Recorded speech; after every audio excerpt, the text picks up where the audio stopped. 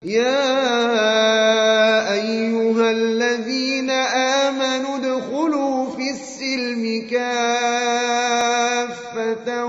ولا تتبعوا خطوات الشيطان إنه لكم عدو مبين. Jadi ada 7 hak. Nah, saya ulangi. Apa yang pertama jemaah? Apa yang pertama? Membaca dengan tartil, dengan tajwid, memperbagus suara. Apa yang kedua? Mentadaburi, memahami, baca tafsirnya. Apa yang ketiga? Mengamalkan Al-Quran. Ya, mengamalkan itu ya tadi. Kalau Allah suruh jaga salat, hafidu ala salawati wa salatil wusta. Pelihara kalian salat semuanya dan salat wusta. Oh, berarti kita jaga. Ini dalam rangka mengamalkan Al-Quran. Yang keempat, menjadikan sarana berniaga dengan Allah. Karena baca Quran diantara tijarah lan tabur, diantara bisnis, diantara niaga, perniagaan dengan Allah yang tidak pernah merugi. Lalu disebutkan oleh mu'allif ada 6 laba, ya, keuntungan. Yani artinya keutamaan kita membaca Al-Quran. Yang keberapa? Kelima apa cuma hak Al-Quran? Para penghafal Quran beradab, berakhlak. Menjaga, harus beda, bukan harus spesial, yakni eksklusif. Enggak, maknanya menjaga. Ibadahnya dijaga, amalan sunnah dijaga, adab-adab akhlak, pakaian pun dijaga jemaah. Ya. Terus yang ke-6 apa? Hafalan yang sudah hafal yakni dijaga, di muroja ulang-ulang lagi. Suami istri itu bertahun di rumah. Misalnya suaminya, "Mah, nih pegang Qur'annya, saya hafal, tolong itu namanya tasmi'. Tolong apa namanya itu, diperhatikan itu namanya? Ya wis diperhatikan, jangan baca hafalan." Sebaliknya istrinya begitu. Jadi adakan ta'awun, kerjasama. Ini indah sekali jemaah. Suami dengan istri ta'awun, ini kok ambut duren jemaah, Masya Allah.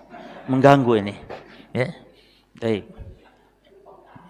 Ini biasanya kalau sudah ambu duren, ini biasanya pulang bawa duren. Biasanya.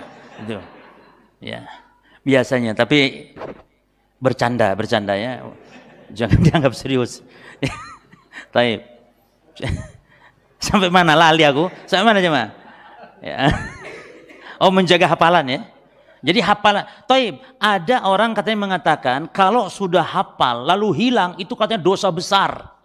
Kalau orang sudah hafal Quran, moro-moro kok hilang, nggak dijaga, itu dosa besar? Tidak dosa besar, dia rugi saja. Selama dia tidak sengaja melupakan, ya jemaah, itu bukan dosa besar. Dia hanya rugi, hafalannya hilang. Makanya di antara bentuk kenapa para penghafal Quran tadi harus menjaga adab akhlaknya, supaya hafalan-hafalan dia juga tidak hilang. Imam Syafi'i jemaah, pernah hafalannya kacau gara-gara lihat betis perempuan. Cuman betis loh padahal jemaah. Tapi langsung kacau. Makanya datang kepada gurunya Imam Waqi' ya, bin Al-Jarrah. Kata Imam Waqi' apa? Itu sebabnya maksiat. Sebabnya maksiat maka tinggalkan wahai Syafi'i. Kata Imam Waqi'. Coba ingat-ingat apa? Ternyata Imam Syafi'i, iya, ke pasar mungkin lihat betis perempuan. Lihat betis perempuan saja membuat kacau hafalan Syafi'i, apalagi kita lihat segalanya jemaah. Segalanya, entah di luar, entah di mana-mana. Subhanallah. Maka menjaga keharaman itu menjaga hafalan. Kacau kalau hafalan kitanya mata jelalatan, kemudian maksiat, gibah, namimah jalan terus. Itulah yang dimaksud menjaga hafalan Quran, juga menjaga dari maksiat. Ya. Yang ketujuh apa jemaah tadi? Berhukum dengan hukum Al-Quran. Nah ini berhukum dengan hukum Al-Quran ini Allah berfirman dalam banyak ayat ya, itu disebutkan dia bagian kekufuran, kedzaliman dan kefasikan. Wa man lam yahkum bima anzalallahu fa ulaika humul kafirun. Tapi tidak dikafirkan keluar dari Islam ya, karena tergantung orang tidak berhukum dengan hukum Al-Quran itu bisa dikategorikan kafir keluar dari Islam. Jika dia meyakini kalau hukum selain Islam, hukum selain Quran itu lebih baik, atau meyakini sama saja katanya, itu kufur, itu kekufuran, keyakinan itu kufur jemaah. meyakini lebih afdol, tentu lebih kufur lagi kan ya. Meyakini sama saja, mau hukum Islam, hukum Quran, atau hukum selain hukum Islam pun sama saja, maka ini namanya kekufuran. Apalagi menyatakan hukum selain Islam itu lebih afdol, karena hukum Islam itu sekarang sudah tidak relevan misalnya. Hukum ini zaman padang pasir ini gitu misalnya, naudzubillah. Itu kekufuran.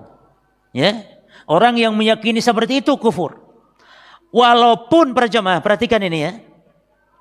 Walaupun mungkin dia mengamalkan hukum Islam, tapi meyakini itu bahwa hukum sekarang nih, hukum positif lebih afdol, tetap kufur hukumnya. Walaupun dia mengamalkan hukum Islam. Ya, maka jemaah, ini keyakinan ini penting untuk dirinci. Demikian pula para jemaah, kalau ada orang meyakini hukum Allah, hukum Quran lebih baik. Lebih baik daripada hukum-hukum selain hukum Islam. Tapi kata dia, boleh-boleh saja. Nah, tapi boleh-boleh saja menggunakan hukum positif pun tanpa perlu hukum Quran. Walaupun hukum Quran kata memang lebih mantap, tapi boleh-boleh saja. Ini juga kekufuran. Karena apa? Menghalalkan apa yang Allah haramkan. Jadi harus meyakini haram nggak boleh. Makanya orang yang berhukum dengan hukum selain hukum Quran dan dia meyakini hukum Quran lebih afdol. Hukum ini nggak baik, tapi bagaimana saya terpaksa karena tuntutan sistem. Karena ini tuntut oleh sistem, saya tidak berdaya sehingga saya terpaksa melakukannya. Gimana lagi? Atau karena saya dapat fulus misalnya, gimana lagi? Maka itu tidak sampai kafir keluar dari Islam, tidak. Tapi itu dosa besar jemaah. Makanya tidak setiap orang yang berhukum dengan hukum selain hukum Islam itu kafir, murtad, togut dan semisal. Tidak. Sebagaimana kelompok Khawarij, ya. Maka ada perincian jemaah. Termasuk negara kita. Ini negara hukumnya hukum apa jemaah? Hukum Quran bukan? Jelas bukan. Apakah kufur? Perinciannya tadi sudah dijelaskan. Jadi kalau mentakyin pelaku dari hukum ini langsung dikafirkan nggak boleh. Tapi perbuatannya kafir tidak, tergantung apa tadi? Keyakinannya, tergantung apa keyakinannya. Ada perinciannya, ini keadilan. Tapi orang-orang kelompok Khawarij mengatakan apa? Pokoknya siapa yang tidak berhukum dengan hukum Allah, wa man la yakum bima anzalallah fa ulaika humul kafirun. Oh, berarti kafir keluar dari Islam. Padahal tafsiran para ulama, kafir di sini maknanya apa? Al-kufru duna kufrin. Yani kufur di bawah kekufuran, yani bukan keluar dari Islam. Taib. Nah, sekarang para jemaah, pembahasan terakhir. Kalau hamba sudah menunaikan hak Al-Quran, apa yang akan didapatkan dari Allah? Maka ada 3 keutamaan. Ya. Yang pertama, akhrajahumullah bihadzal Qur'an minadh-dhulumati ilan nur. Yang pertama, Allah akan mengeluarkan hamba tadi dari kegelapan menuju cahaya. Karena itu jaminan dari Quran. Antum lihat surah Al-Maidah ayat 15 ayat 16. Yani Allah mengatakan qad ja'akum minallahi nurun wa kitabun mubin. Telah datang kepada kalian dari Allah cahaya dan kitab yang nyata. Apa di antara hikmahnya? Disebutkan wa yukhrijuhum minadh-dhulumati ilan nur biidnihi. Allah akan mengeluarkan mereka dengan sebab Quran tadi dari kegelapan menuju kepada cahaya. Demikian pula surah Ibrahim ayat yang pertama. Alif lam ra. Kitabun anzalnahu ilaika litukhrijan nas minadh-dhulumati ilan nur. Kata Allah alif lam ra. Alif lam ra ini huruf muqatta'ah. Potongan huruf alif lam ra itu potongan huruf. Apa artinya wallahu alam? Ya. Apa artinya wallahu alam? Kalau mau diartikan ya enggak ada artinya. Misalnya, boleh terjemahkan apa artinya? Enggak ada artinya. Oh, itu potongan huruf. Ya kan? Apa artinya? Enggak ada artinya dalam bahasa Arab, potongan huruf enggak ada artinya. Ya. Alif lam ra, alif lam mim, yasin, nun, qaf, kaf, ha, ya, ain, sad. Itu potongan huruf, enggak ada artinya. Ya. Cuman kenapa Allah Subhanahu wa taala menyebutkan potongan huruf di dalam Al-Qur'an di awal-awal surat Al-Qur'an, dan biasanya kalau sudah menyebutkan potongan huruf seperti ini Allah pasti menyebutkan tentang Alkitab. Seperti ini, alif lam ra kitabun anzalnahu, alif lam mim dzalikal kitab. Ini tujuannya ingin menunjukkan mukjizat Al-Quran, bahwa gaya bahasa Al-Quran yang demikian indah tersebut itu sebenarnya dari apa? Kalimat-kalimatnya dari potongan-potongan huruf tersebut, dari alif, lam, ra, dari nun, dari ya, sin, dari kaf, ha, ya, ain, shad. Itulah yang demikian agungnya lafaz-lafaznya, demikian besar mukjizatnya. Balagoh gaya bahasa yang demikian indah itu sebenarnya terdiri dari potongan huruf. Artinya apa? Kalau kalian mampu coba buat dari potongan-potongan huruf tersebut bahasa yang semisal Quran. Hanya Allah nantang hambanya. Tidak ada yang mampu. Itu maksudnya. Jadi menunjukkan keajaiban. Lalu di sini Allah katakan, kami yang telah menurunkan Alkitab kepada engkau Muhammad agar melalui Quran engkau keluarkan manusia dari kegelapan menuju kepada cahaya. Inilah janji Allah yang pertama bagi orang yang sudah menunaikan hak Al-Quran. Yang kedua jemaah, yang kedua, hadahumullahu bil Quran ila kulli khair. Allah akan memberi petunjuk melalui Quran kepada setiap jalan kebaikan. Jadi orang yang sudah tadi ya menunaikan hak Quran, bukan sekedar membaca loh jemaah ya, tapi mengamalkannya, tapi juga termasuk berhukum dengan hukum Quran. Ini orang akan diberinya hidayah oleh Allah kepada setiap jalan kebenaran. Allah akan memberikan petunjuk. Yang pertama dalilnya surah Al-Isra ayat 9. Allah mengatakan inna hadzal Qur'an yahdi lillati hiya aqwam.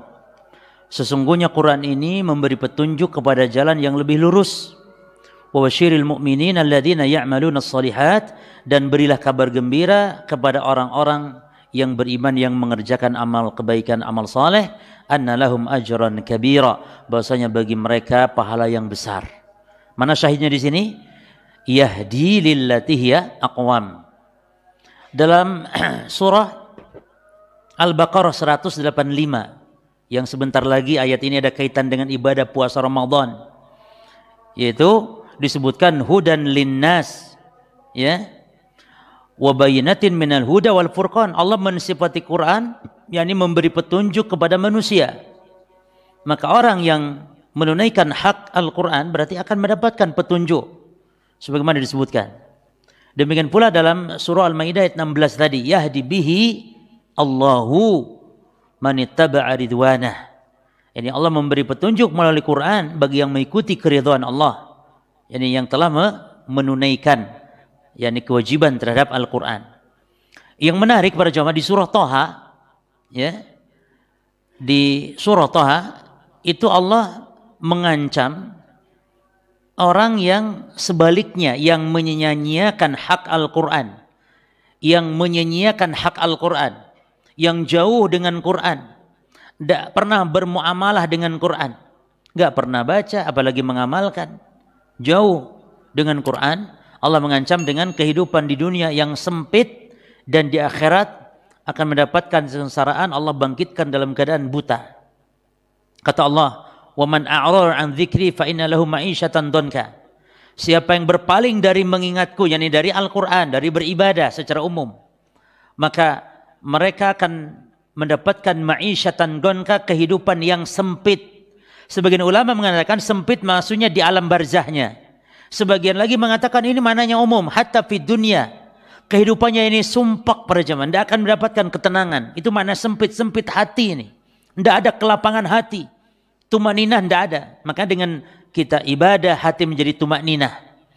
Kata Allah Subhanahu wa taala berfirman, "Waladina amanu wa tatma'innu qulubuhum bi dzikrillah. Ala bi dzikrillah tatma'innu al-qulub." Jadi orang yang tumaninah hatinya, dan ketahuilah hanya dengan mengingat Allah hati ini menjadi tenang. Maka kehidupan yang sempit, yakni sempit hati ini, sumpek, enggak akan merasakan kebahagiaan. Lalu di hari kiamat, wa nahsyuruhu yaumal qiyamati a'ma, dan di hari kiamat dibangkitkan dalam keadaan apa? Buta. Lalu mereka bertanya, qala rabbi lima hasyartani a'ma wa qad kuntu basira. Wahai Allah, kenapa engkau bangkitkan kami dalam keadaan buta padahal dulu di dunia aku melihat? Apa kata Allah? Qala kadzalika atatka ayatuna fanasitaha. Demikianlah ketika datang ayat-ayat kami, kalian lupakan. Demikianlah hari ini. Wa kadzalikal yauma tunsa. Demikianlah hari ini kalian dilupakan oleh Allah. Waliyadzubillah, dicuekin oleh Allah. Ya. Taib. Maka para jemaah, perkataan muallif sangat sangat memukul kita, ya. Majleb istilahnya. Perhatikan kata beliau. Orang yang menjauhi Quran bukan hanya tidak membaca Quran, bukan. Tapi ada di antaranya yang dia membaca Quran, tapi juga larangan-larangan Quran dilakukan. Ini juga sama, orang yang termasuk telah menjauhi Quran. Jadi menjauhi Quran, kata beliau, perhatikan. Faya ummatal Quran, wahai umat Islam yang senantiasa membaca Quran. Idza arada kullun minna an ya'rif nafsahu wa yazina nafsahu. Jika di antara masing-masing kita ingin tahu bagaimana keadaan kita dengan Quran, bagaimana kondisi kita dengan Quran, maka falyanzur, maka perhatikanlah aina huwa minal Quran, bagaimana sikap kita dengan Quran. Perhatikan, hal anta mimman hajartal Quran. Apakah engkau termasuk yang menjauhi Quran, tilawatan, baik secara membaca, enggak pernah baca, awat tadabburan, atau juga tidak pernah mentadaburi Quran, atau wa amalan, tidak pernah mengamalkan Quran, ya, atau wa takhaluqan bi akhlaqihi, tidak berakhlak dengan akhlak Al-Quran. Undur, perhatikanlah oleh kalian, in kunta taqra ayatar riba. Perhatikan ini. Jika engkau membaca ayat tentang haramnya riba, walam tatrukir riba, tapi engkau tidak tinggalkan riba, fa anta hajirun lil Quran, maka ini maknanya engkau telah meninggalkan Quran. Walaupun kau baca Quran, tapi ketika engkau baca Quran tentang ayat riba dan kau terus saja main riba, berarti engkau telah menjauhi Al-Quran. Masya Allah. Bukan hanya tidak membaca, ya. Ada orang baca Quran tapi hakikatnya tetap telah menghajur, telah menjauhi Quran dengan cara dia selisih apa yang dia baca. Wa in kunta taqra ayatal ghibah, kalau engkau baca ayat Quran berkaitan tentang larangan ghibah, wa qaimun 'alaiha, sementara kamu berghibah, maka anta hajirun lil Quran, berarti engkau telah menghajar dan telah menjauhi Al-Quran. Maka fahfadhu lil Qur'ani haqqahu, maka tunaikanlah, jaga, peliharalah hak Al-Quran. Dengan cara tadi jemaah, yang kita sudah jelaskan satu persatu, poin per poinnya, semampu kita, mari kita tunaikan hak Al-Quran.